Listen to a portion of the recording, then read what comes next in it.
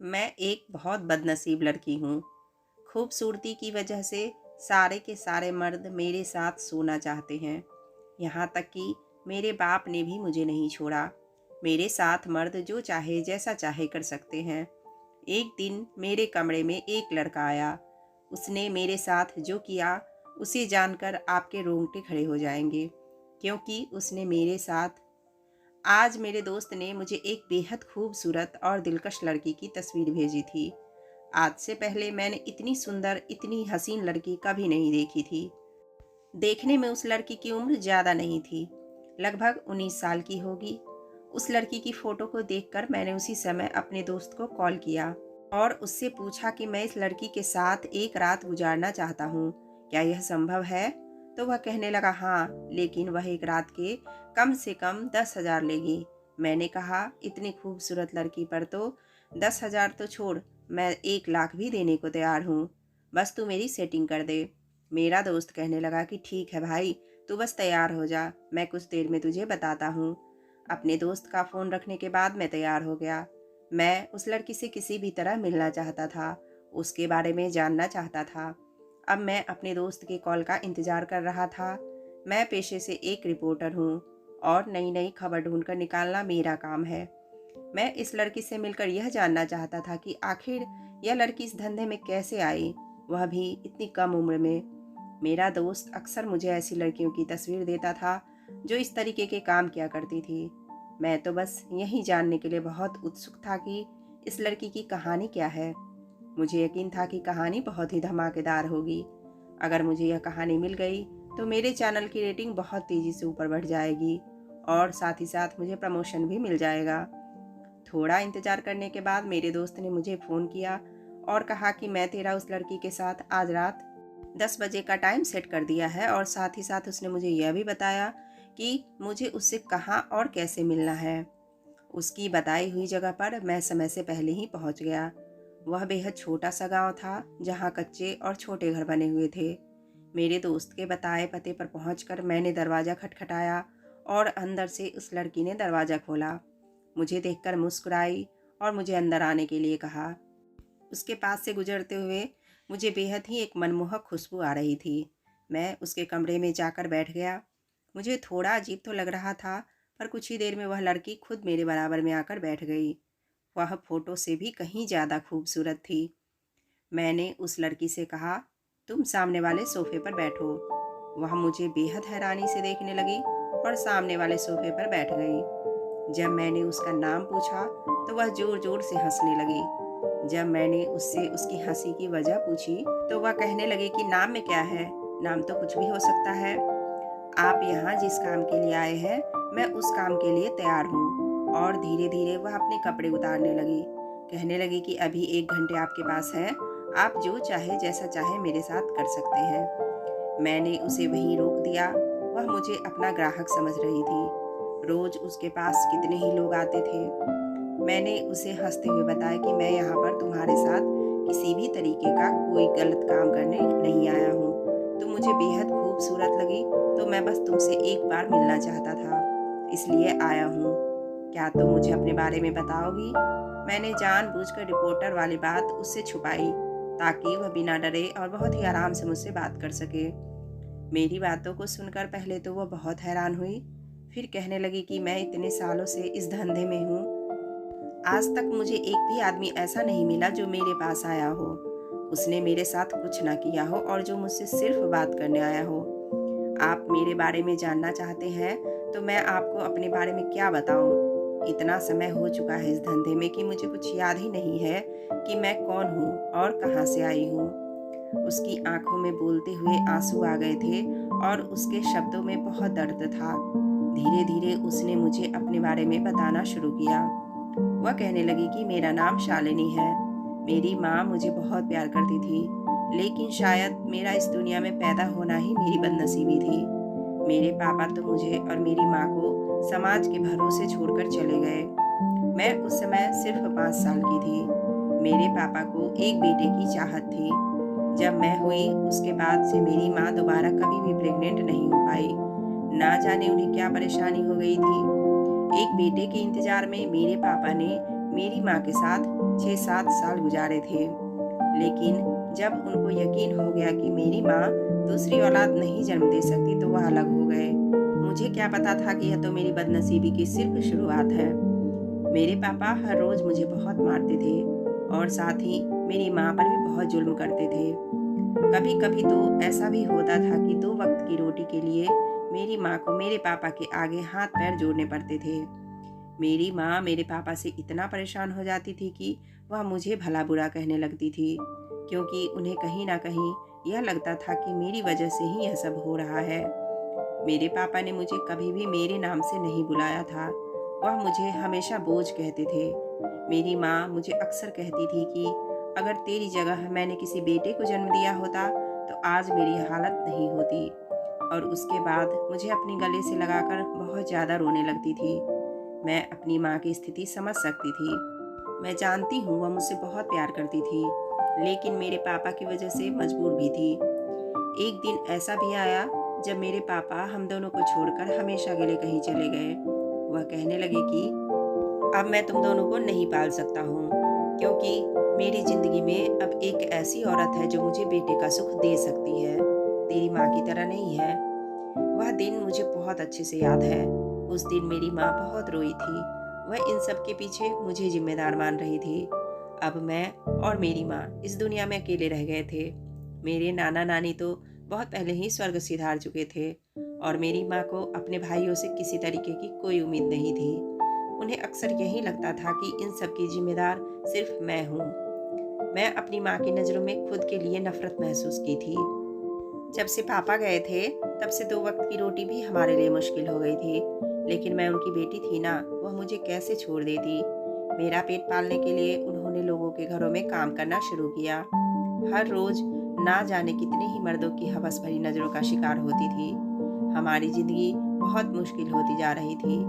एक दिन मेरी माँ की मुलाकात मोहल्ले में रहने वाले अंकल से हुई थी।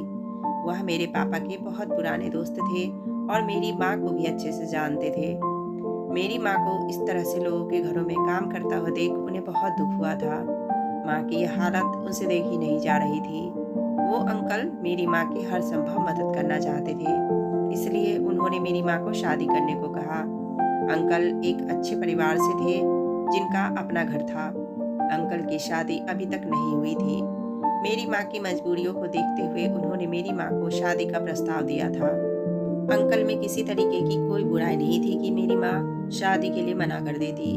वह मुझे भी मेरी माँ के साथ अपनाने के लिए तैयार थे। अब इससे ज़्यादा मेरी माँ को किसी और चीज़ की उम्मीद नहीं थी। परिवार में एक मर्द का होना बेहद ज़रूरी होता है। कुछ दिन बाद अंकल ने मेरी माँ से शादी कर ली और मुझे और मेरी माँ को अपने घर लेकर गए। अपनी शादी के दिन ही अंकल ने मुझे अपनी गोद में बहुत ही प्यार से उठाया और मुझसे कहा था कि आज से तुम मेरी बेटी हो। दिन यूं ही बीतते जा रहे थे। अंकल मुझे बहुत प्यार करते थे। शुरू शुरू में मैं उनको अंकल कहकर ही बुलाती थी, लेकिन एक दिन उन्होंने मुझे बहुत ही प्यार से समझाया, बेटा मुझे पापा कहा करो, तुम मेरी बेटी ही हो। अपने पापा का वह रूप तो मुझे आज भी याद है।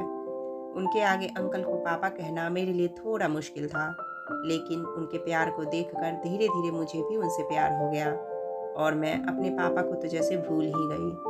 उस दिन से अंकल ही मेरे पापा थे। वह एक बहुत बड़ी कंपनी में काम करते थे। उनके पास पैसों की कोई कमी नहीं थी। उनसे शादी के बाद मेरी माँ ने लोगों के घरों में काम करना छोड़ दिया था। अब मेरी माँ की ज़िंदगी बहुत अच्छी गुजर रही थी। किसी तरीके की कोई कमी नहीं थी। हमारी ज़िंदगी में अच्छा खाना पीना, रहन सहन सब था। हर त्योहार पर समय समय पर पापा मुझे बहुत सारी ड्रेस दिलाते थे। उन्होंने मेरी परवरिश में किसी तरीके की कोई कमी नहीं रखी थी। अंकल के एक दोस्त थे जिनका नाम सुधीर था। सुधीर अंकल लगभग हमारे घर रोज ही आया करते थे। वह मेरी माँ से भी बहुत अच्छे से बातचीत किया करते थे। कई बार तो पापा नहीं भी रहते तो वो आते और घंटों आराम से बैठकर मेरी माँ से बातें किया करते थे। काफ़ी साल इसी तरीके से गुजर गए। अब मेरी उम्र लगभग 15 साल की हो गई थी। पापा ने मेरा इतना ध्यान रखा था कि मेरी हेल्थ बहुत अच्छी हो गई थी। 15 साल की उम्र में ही मैं जवान और खूबसूरत दिखने लगी थी। मेरे शरीर में बहुत सारे बदलाव हो चुके थे। अचानक एक बच्ची से एक जवान खूबसूरत लड़की बन गई थी। मेरा कद भी अच्छा खासा था। माँ मुझे अक्सर कहा करती थी कि पापा के सामने और सुधीर अंकल के सामने चुन्नी ओढ़कर ही जाया करो। धीरे धीरे मुझे यह एहसास होने लगा था कि मेरी माँ को मेरी सुरक्षा का एहसास बहुत परेशान करने लगा है। उन्होंने मुझे पापा और अंकल दोनों के पास जाने से मना कर दिया था। वह मुझे बिल्कुल भी उनके सामने नहीं जाने दिया करती थी। अक्सर मुझे बहाने से मेरे कमरे में भेज दिया करती। वहाँ दोस्त बनाने की इजाज़त तो मुझे कभी थी ही नहीं। माँ के ऐसे व्यवहार से मुझे अकेलापन महसूस होने लगा था। मुझे अपनी माँ पर बहुत गुस्सा भी आता था। पापा ने या अंकल ने मेरे साथ कभी किसी तरीके की कोई अजीब हरकत नहीं की थी। मैं तो कहूँगी कि मुझे अपने बाप से भी ज़्यादा प्यार दिया था। फिर माँ को यह डर ना जाने क्यों महसूस हो रहा था। एक दिन मुझे मेरी माँ ने कहा कि बेटा तुम जाओ, जाकर अच्छे से तैयार हो जाओ। मैंने उनसे पूछा कि क्यों माँ, हम कहीं घूमने जा रहे हैं? तो उन्होंने कहा कि हम कहीं नहीं जा रहे हैं, तुम बस बहुत अच्छे से तैयार हो जाओ। और यह कहकर उन्होंने मुझे दूध दिया और कहा इसको पूरा खत्म कर लेना, फिर तैयार हो जाना जब तक मैं और पापा बाजार से आते हैं। दूध पीने के बाद मैं अच्छे से तैयार हो गई। उसके बाद मुझे ना जाने क्यों बेहोशी का एहसास होने लगा था और कुछ ही समय बाद मेरे साथ क्या हुआ मुझे कुछ पता नहीं। जब होश आया तो मैं हॉस्पिटल में बिस्तर पर पड़ी थी। जब मेरी आँख खुली तो माँ मेरे बिस्तर के पास खड़ी थी। मैंने माँ से पूछा कि माँ क्या हुआ है मुझे? माँ ने बताया कि बेटा तुम वॉशरूम में पैर फिसलने से गिर गई हो और तुम्हें बहुत चोटें आई हैं। उस दिन जब हम बाजार से आए तो तुम हमें खून से लथपथ वॉशरूम में मिली। और यह सब बोलते हुए वह बहुत जोर जोर से रोने लगी। मेरी माँ बहुत ज़्यादा घबराई हुई और परेशान लग रही थी।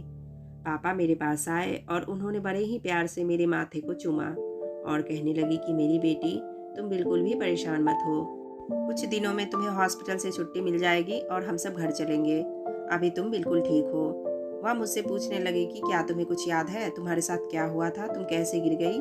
मैंने अपने दिमाग पर जोर डाला कि मुझे कुछ याद आ जाए, पर मुझे कुछ याद नहीं आ रहा था।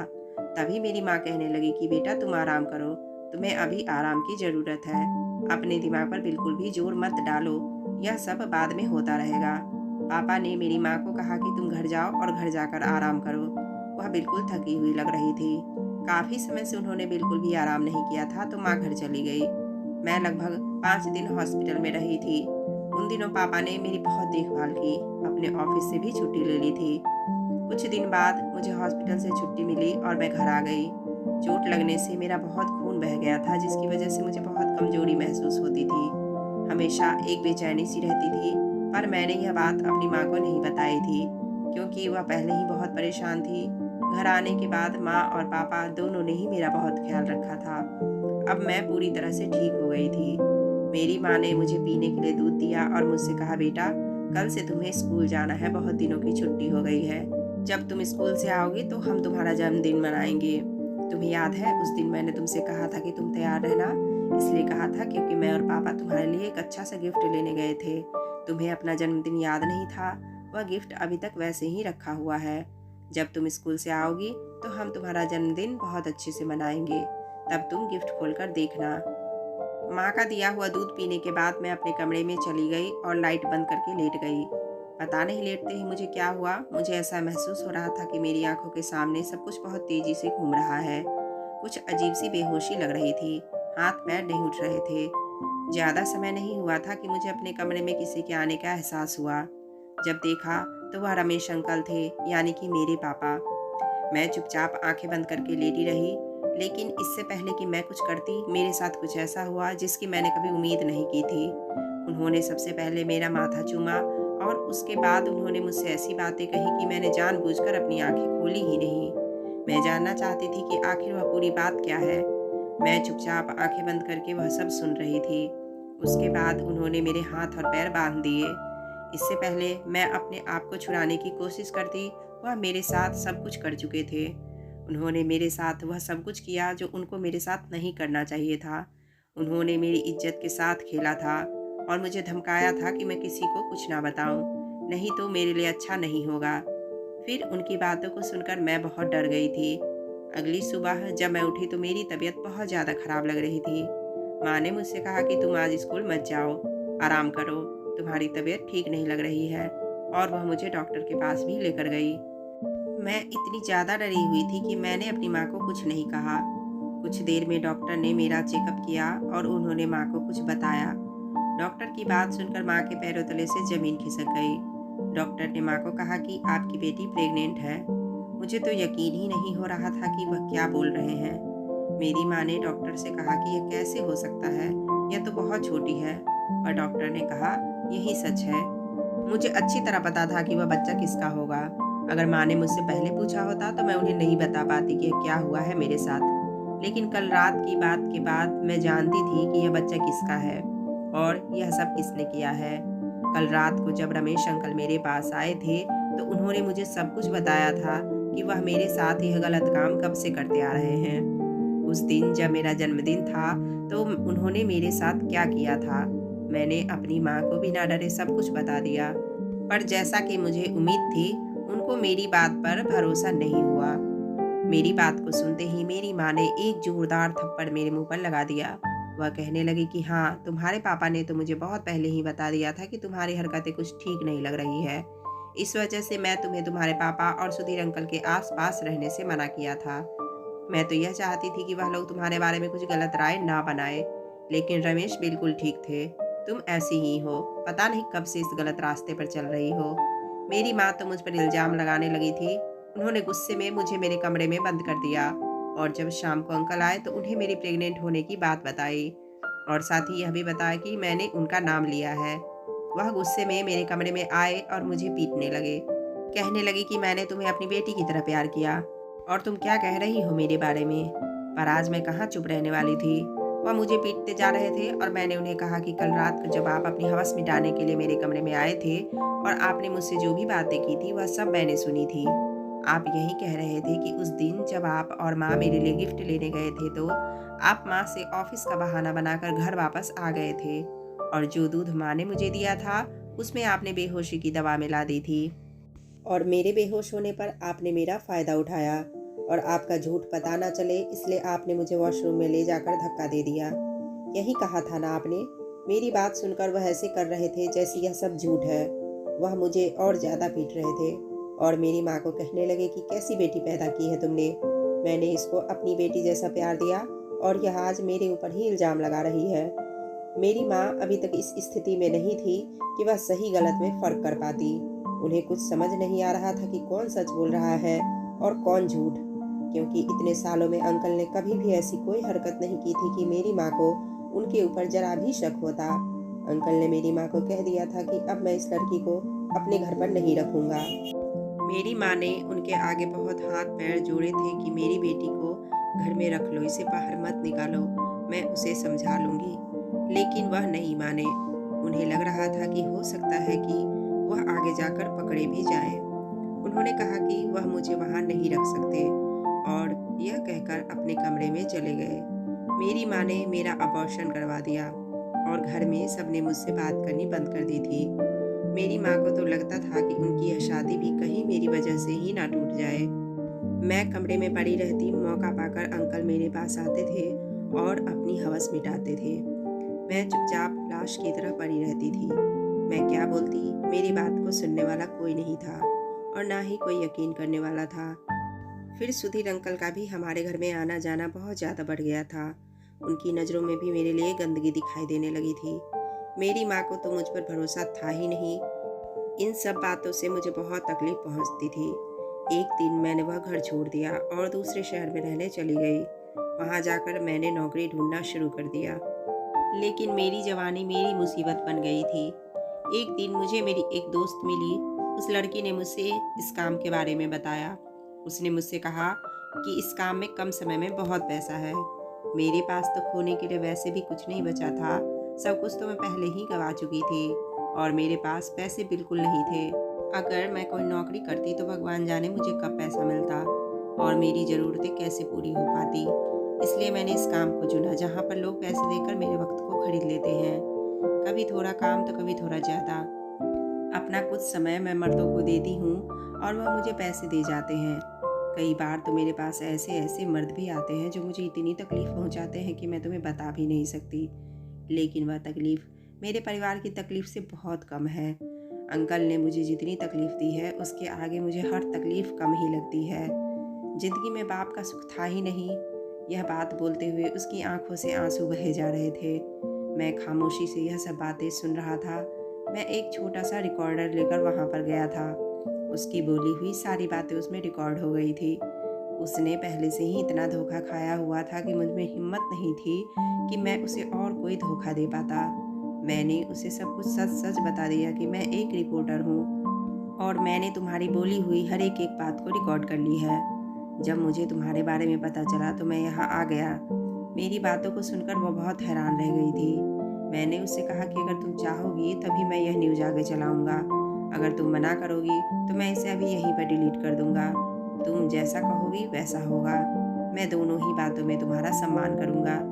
वह रोते हुए मुझसे कहने लगी कि अगर आप इस न्यूज़ को चलाएँगे तो आपको क्या मिलेगा? मैंने उससे कहा कि शायद कोई लड़की इस तरीके के लोगों से बच जाए और उसको कोई मदद हासिल हो और उसे इतनी हिम्मत आ जाए कि इस बारे में वह खुलकर बात कर पाए। उसने मुझसे कहा कि आप इस न्यूज़ को चला सकते हो। मैंने वैसा ही किया।